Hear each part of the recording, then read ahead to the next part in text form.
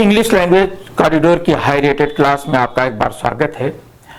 आज जिस टॉपिक पे मैं आपसे बात कर रहा हूँ एक बहुत ही इम्पोर्टेंट टॉपिक है और इस टॉपिक पे बात करने का जो उद्देश्य है वो ये है कि मैं आगे एक सीरीज शुरू करने वाला हूँ जो 9th 10th के स्टूडेंट के साथ साथ स्पोकन इंग्लिश के लिए भी बहुत महत्वपूर्ण होगी।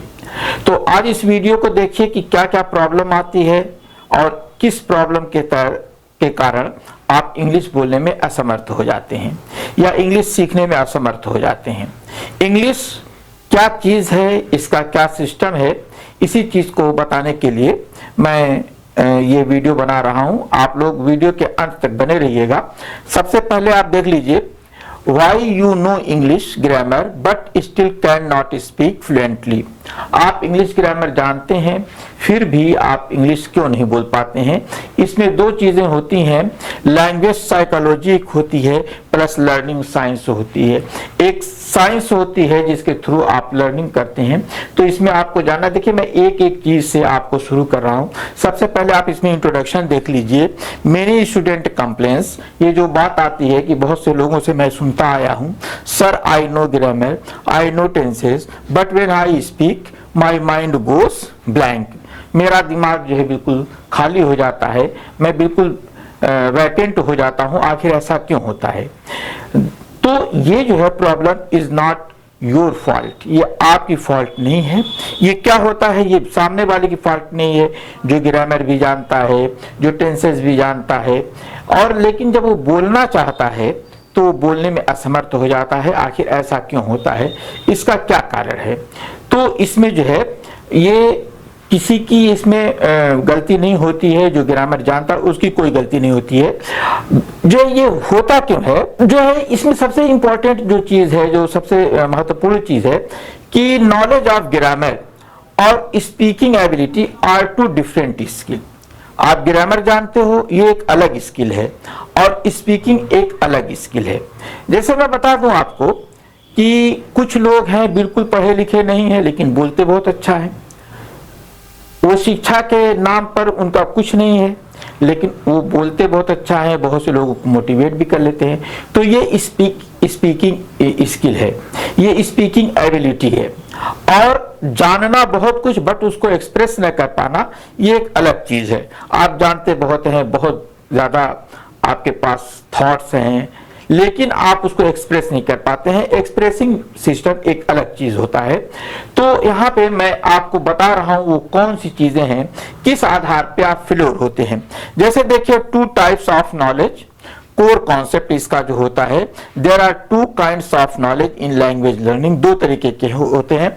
डिक्लेरेटिव नॉलेज, इसका मतलब ये होता है, दिस मीन्स नोइंग रूल्स। आप सबसे पहले इसमें आता है नोइंग रूल्स, आप नियम को जानते हैं। नोइंग डिफिनेशंस, आप डेफिनेशन भी जानते हैं। Knowing how to write answer, आप ये भी जानते हैं कि आप जो है आंसर भी जानते हैं।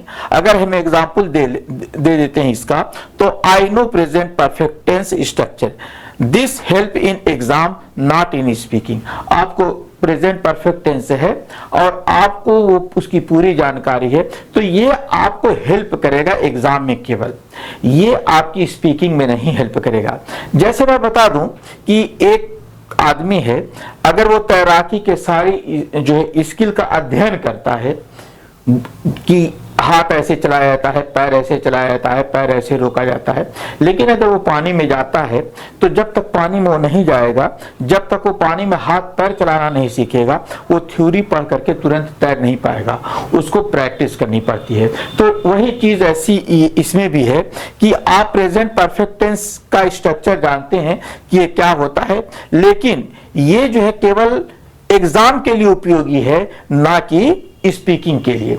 मैं बात बता रहा हूं, ये बात बताने का उद्देश्य 2 है कि एक तो आप स्पीकिंग में जो है फ्लुएंट हो और दूसरे ये कि आपको एग्जाम भी देने के लिए अगर आप प्रिपरेशन कर रहे हैं तो आपको ये जानना जरूरी है। तो अगर हम इसके जो है एक जो दूसरी बात आती है कि प्रोसीजरल नॉलेज, कि प्रोसीजरल नॉलेज क्या होता है कि जो प्रोसीजर में आता है, अर्थात जो चलता रहता है, जो प्रोसीजर होता है वो चलता रहता है तो उसे प्रोसीजरल नॉलेज कहा जाता है। दिस मीन्स ऑटोमेटिक रिस्पॉन्स करता है। अगर आप ये चीज को करते हैं कि रिस्पॉन्स में लाते हैं किसी चीज को, तो ये जो है ये क्या करता है कि ऑटोमेटिक रिस्पॉन्स करता है।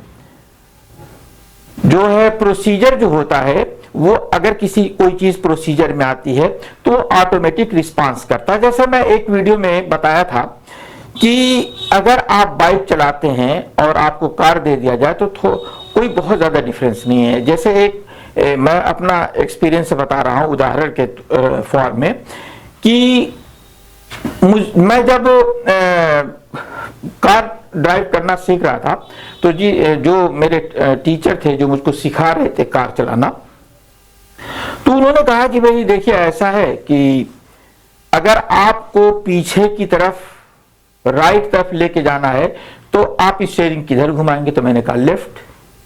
तो कहा नहीं ये गलत है, जैसे आप आगे गाड़ी घुमाते हैं मोड़ते हैं उसी तरह पीछे भी मोड़ना है। अर्थात अगर राइट की तरफ स्टीयरिंग घुमा करके आप राइट जाते हैं तो पीछे भी राइट जाना है तो आपको स्टीयरिंग राइट ही घुमानी है। ये दोनों चीजें हैं। ये बात मैं उनकी सुना तो मुझे बड़ी अजीब लगी, लेकिन एक दिन ऐसे ही फोन करते करते मैं बाइक एक जगह खड़ी किए हुए था और मुझे जो है बाइक को बैक लेना था। मैं फोन पे बात कर रहा हूं, पूरा कंसंट्रेशन मेरा फोन पे है, और मैं जब बाइक को बैक करने लगा पीछे की तरफ मैं मोड़ने लगा तो देखा कि अरे ये तो वही बात है जो मेरे टीचर बता रहे थे। मैं वो कर रहा हूं सालों से, लेकिन यहां पर एक कॉन्सेप्ट अलग है। कभी देखिए मैंने प्रैक्टिकली सीखा था और जो है उसकी थ्योरी नहीं सीखी थी। ये मेरे प्रोसीजर में था लेकिन मेरी थ्योरी में नहीं था। जब मुझे थ्योरी बताई गई उसकी तो थ्योरी में मुझे वो डिफरेंस लगा। तो यही प्रैक्टिकल और थ्योरी होती है कि प्रोसीजर क्या होता है और प्रैक्टिकल क्या होता है। तो ये प्रोसीजर नॉलेज यही होता है कि ऑटोमेटिक रिस्पॉन्स होता है उसमें। दूसरी चीज होती है स्पीकिंग विदाउट थिंकिंग। मैं बात कर रहा हूं फोन पे, मैं फोन पे बात कर रहा हूं but I move my bike at the right way. मैं अपने सही तरीके से अपनी बाइक को मोड़ रहा हूं। ये एक बहुत इंपॉर्टेंट चीज है सीखने के लिए। तो यही चीज इसमें कह रहा है कि without speaking without thinking, using English naturally. हमको नेचुरली इंग्लिश सीखना चाहिए। Native speaker use procedural knowledge. जो नेटिव स्पीकर होते हैं अर्थात जो इंग्लिश बोलने वाले लोग होते हैं वो इसी को प्रोसीजरल नॉलेज को प्रोवाइड करते हैं। Indian classroom focus only on the declarative knowledge. Declare कर दिया जाता है तो इसी ही कारण है कि डिक्लेरेटिव नॉलेज के कारण हम इंग्लिश बोल नहीं पाते हैं। हालांकि इंग्लिश के सारे नॉलेज होते हैं, बहुत अगर मेहनत करते हैं तो हम थोड़ा थोड़ा रुक रुक करके बोल लेते हैं। इन सब बातों पर आगे आने वाले वीडियोस में बात होगी, जो लॉन्ग वीडियोस होंगे उसमें बात होगी। हालांकि ये भी लॉन्ग ही वीडियो है। अब इसमें जो आता है ये परेशान क्या करता है, वाई ट्रांसलेशन डिस्ट्रॉयज फ्लुएंसी। अब बात यह आती है कि मैं अभी बात कर रहा था कि जब हम बोलते हैं तो बड़ी मुश्किल से बोल पाते हैं क्योंकि हमने सारे प्रोसीजर तो सीखे हैं। तो हम क्या करते हैं कि ज्यादा हम ट्रांसलेशन करते हैं। तो ट्रांसलेशन जो है क्यों फ्लुएंसी को बर्बाद कर देता है, ये इसमें एक प्रश्न है। जैसे देखिए यहां पे एक मैंने बात किया है, when you speak your brain. जब आप अपने ब्रेन से बोलते हो डस कोई चीज करने के लिए तो हिंदी थॉट सबसे पहले हिंदी लेके आते हैं, फिर उसके बाद उसकी ग्रामर चेक करते हैं, फिर उसके बाद उसको ट्रांसलेट करते हैं, तब स्पीक करते हैं। तो ये क्या करता है, दिस काजेस डिले। ये जो है डिले कर देता है। दूसरी चीजें है फियर पैदा कर देता है, और फिर उसके बाद ब्रोकन सेंटेंसेस, और ये सेंटेंसेस को तोड़ देता है।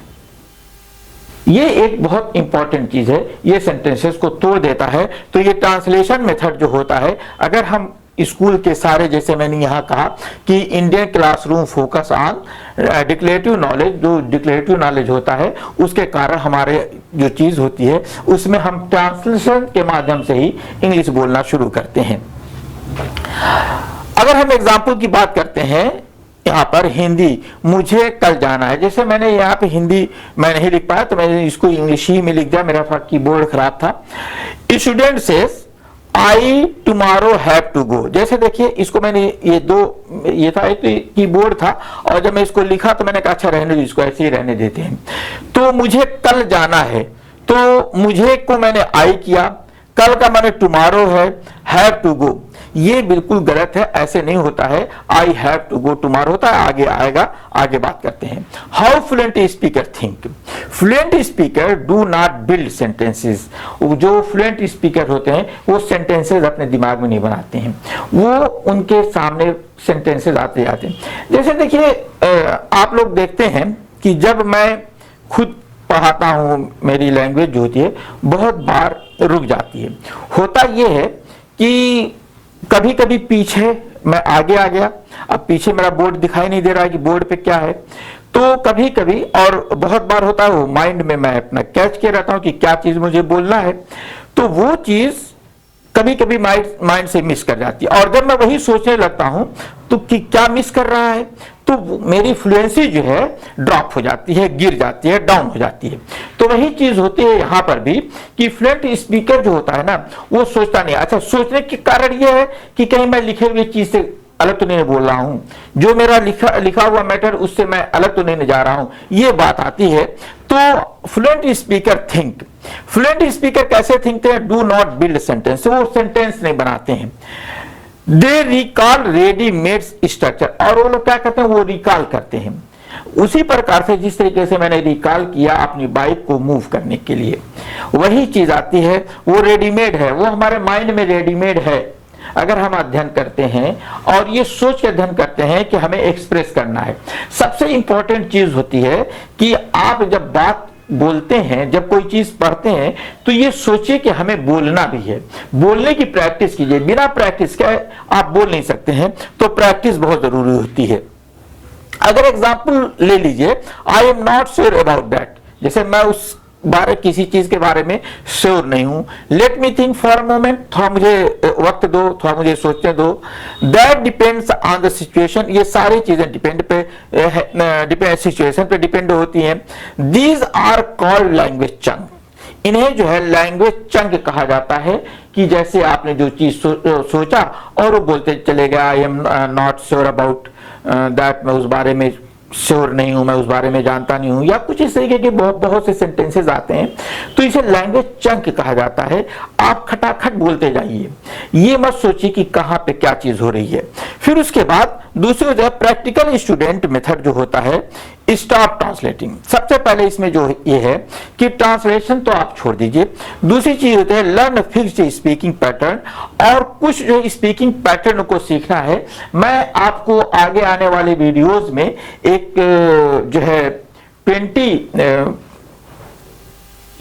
जो है स्क्रिप्ट की एक 20 वीडियोस की एक मैं आपको चेन दूंगा, देने वाला हूं। अब जब भी आ जाए वो, अभी मैं उसको प्रिपेयर कर रहा हूं, आज उस पर मैंने काफी काम किया है, तो उस पर जो है 20 वीडियोस उस पर आएंगे, और 20 वीडियोस में बहुत कुछ आपको सीखने को मिलेगा, इनफैक्ट सीखने को मिलेगा। लेकिन दोस्तों ये जान लीजिए, सीखना तो सीखना है, प्रैक्टिस आपको करनी है, प्रैक्टिस अवश्य कीजिए। तो ये कह रहा है कि प्रैक्टिकल स्टूडेंट मेथड जो क्या होता है, स्टॉप ट्रांसलेटिंग, स्टॉप कर दीजिए ट्रांसलेशन का, लर्न फिक्स स्पीकिंग पैटर्न, और स्पीकिंग फिक्स स्पीकिंग पैटर्न है उसको सीखिए। स्पीक स्लोली बट करेक्टली, आपको धीमे बोलना है लेकिन करेक्ट बोलना है। प्रैक्टिस सिचुएशनल इंग्लिश, सिचुएशन के अनुसार इंग्लिश को प्रैक्टिस कीजिए। आगे मैं जो बात कहने जा रहा हूं, grammar is a map, grammar जो है मैप है केवल, और स्पीकिंग इज द जर्नी। आप ग्रामर सब सीखिए। जैसे देखिए मैं बहुत सी चीजें आपको ग्रामर में बताऊंगा कि ग्रामर क्या है, ग्रामर हम क्यों सीखते हैं, पार्ट्स ऑफ स्पीच क्यों सीखते हैं, सब्जेक्ट प्रेडिकेट क्यों सीखते हैं, ट्रांसलेशन क्यों सीखते हैं, वॉइस क्यों सीखते हैं, डायरेक्ट नरेशन क्यों सीखते हैं, कंडीशनल्स क्यों सीखते हैं, मोरल्स क्यों सीखते हैं। ये सारी चीजें हम सीखते हैं। तो क्यों सीखते हैं? क्योंकि ये एक मैप है, मैप तो आपको मिल जाएगा और उस पे यात्रा आपको करनी है, यात्रा आपको शुरू करनी है। तो आपको क्या करना है, ग्रामर को मैप की तरह लीजिए और स्पीकिंग आपकी यात्रा है। आप मैप को देख करके अपनी यात्रा शुरू कीजिए। जैसे गूगल मैप आप देखते हैं तो गूगल मैप पर आप नहीं चलते, बस आप देखते हैं और उसके अनुसार आप चलते जाते हैं। इवन कभी कभी गूगल जो है मिस्टेक कर देता है। गूगल कैसे सर्च करता है, ये एक बहुत बड़ी कहानी है, ये बहुत बड़ा मैटर है। गूगल जो है, जो हम लोग मोबाइल यूज करते हैं, जहां पे जिस जगह पे जितना ज्यादा मोबाइल होगा वहीं से गूगल उन मोबाइल के डाटाज लेता है गूगल, और वो बताता है कि यहाँ पे इतने लोग हैं, यहाँ पे ट्रैफिक चल रही है और ट्रैफिक बहुत जाम है। तो सारी चीजें उसी हमारे मोबाइल से ही वो लेके बताता है। जहां पे जितना ज्यादा मोबाइल होगा, अगर आप एक जो है कहते हैं उसको जो है एक बास्केट में, एक बड़ा सा बास्केट लीजिए और उसमें 1000 मोबाइल रख लीजिए। हालांकि कभी ऐसा कीजिएगा मत, कभी ऐसा कीजिएगा मत। 1000 बाइक ले लीजिए, मोबाइल रख लीजिए और सारे मोबाइल ऑन कर दीजिए और उसको ले करके सर पर आप चलिए और गूगल पे किसी से कहेगी सर्च करोगे ये रास्ते पे क्या है, तो उस पे जो है ना वो दिखाएगा कि बहुत ज्यादा इस पे जो है ये है ट्रैफिक है। हालांकि आप अकेले चलेंगे उस रूट पे, लेकिन दिखाएगा कि 1000 लोग उस पे चले, क्योंकि आपके बास्केट में 1000 मोबाइल है। तो ये चीज है, मैप ये होता है, मैप आपको बहुत धोखा देता है। तो इसलिए जान लीजिए कि कभी कभी मैप को इसी तरह देखिए कि मैप पे बिल्कुल डिपेंड मत रहिए, बल्कि अपनी यात्रा के बारे में भी जानिए कि हमारी यात्रा कहां से शुरू हो रही है और कहां जानी है। तो इस तरीके के स्पोकन के इंग्लिश वीडियो पाने के लिए, और जो है जो मैंने बताया है कि आगे आने वाले वीडियोस में आपको जो है एकेडमिक बेस्ड वीडियोस मिलेंगी। तो एकेडमिक बेस्ड वीडियोस पाने के लिए इंग्लिश लैंग्वेज कॉरिडोर को सब्सक्राइब कर लीजिए, बेल आइकन प्रेस कर लीजिए, और जो दूसरी बात, लाइक और शेयर के बटन शेयर भी कर दीजिए। लाइक का बटन दबाना मत भूलिए ताकि मुझे हौसला मिलता रहे और मैं वीडियो बनाता रहूं। मिलते हैं अगले वीडियो में। Thank you.